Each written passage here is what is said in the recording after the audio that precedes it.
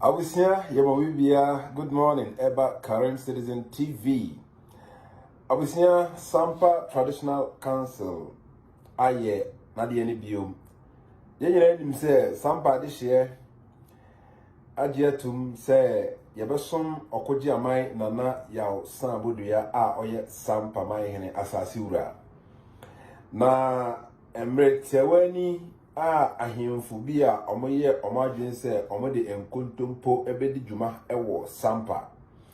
sa ahemfo ni nyina abusiaku a omoda no ewo Sampa ho no abusiafo atu omode afri akonya so a yede ahemfo foro asi sankonya ni nyina so akonya ni bi ne arempem hene eye Sampa Zongo hene si amene ukasei Sampa Zongo hene yasi ohene foforo ewo Zongo okopie mu ewo Chidom abusia mu a Chidom abusia esi hene 2020 or 2019 ena obusi hene ewo Chidom achame hene abusia atu achame hene dada na oye na dwen se ode omakonya no ebegura topre ede chame hene foforo atena akonya no so kronti hene ana musini ana ohwe akonya no so amana na kronti hene a owo amanone kronti abusia atu sadipa no afri akonya no so se omompene ema ne mfa akonya no emfa ni atoprego apenyansani ede natena akonya no so se onhwe akiri ema nana kronti hene na akonya bi ana ato ache yipa na akonya no abusia akonya no eyemodea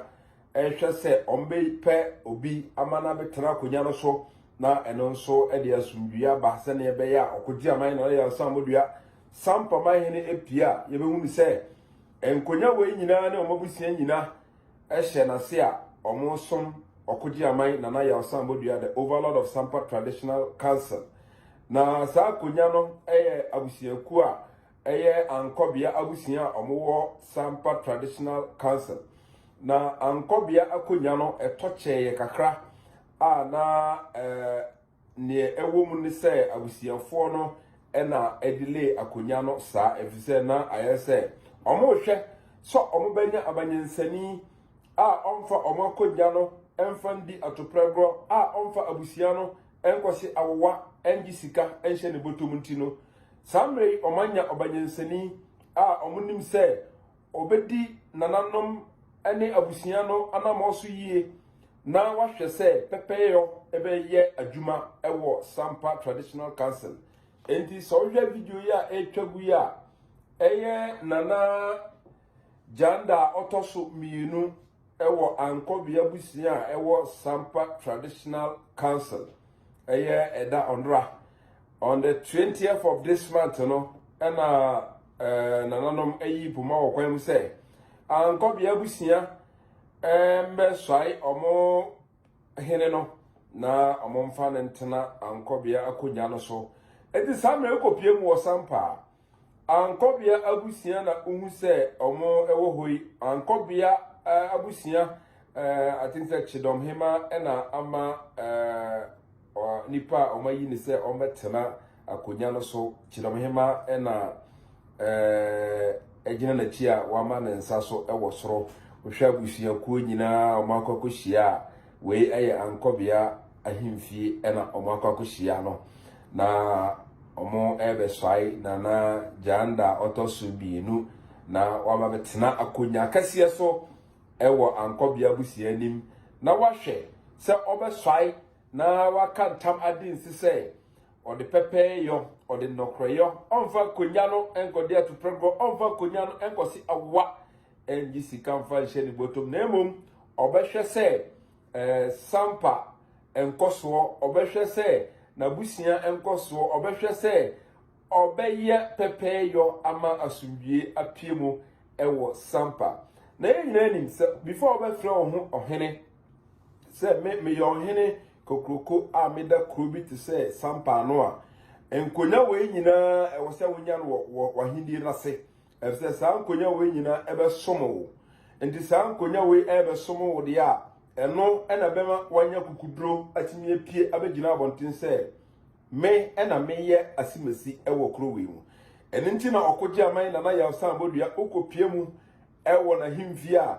enkonya ye bobosu nyina ehye nase a obenya chedom akonya wonase obenya ankobia akonya wonase obenya jase akonya wonase obenya krontre akonya wonase sankonya ye bobosu nyina ubenya no ewo okoji amai nana ya osamodua nana ankobia hene nana janda otosu mienu ena hu se omaso na omobono powder ede di tie emrantia ni age sei ena yeso ohene ai sei ena yeso ohene so hwe se omaso ai no waka ntama de nsia wie a yaso no emrantia aso no ye ni pie abonten ye so ohene ewo fie enja no wo fie ho ya soa na yede ni pia bonten ede na ko kire dom se we every neko unim ni din a ye mo ni din bio abra ye mfa na enso so pia na na ankobia nyankopon entu nkadam na onye okase samre ya me wo kase abusianfo asai na ede na tira konya so awie ye hwe da obekọ akọ swai akire the overlord of Sampa Traditional Council, the president of Sampa Traditional Council okoji aman nana yaw sabodua saada ndura yebebo ye homode se Current Citizen TV yebe streaming live ama hwefo nyina anya bia hwe enti update from Sampa enra ena yede amamu yi unya video na wapia ama unua anya bia hwe nana ma mo Sampa entramankonya yankopo ishiramo na onyamo kase mo somfo Current Citizen misimo pia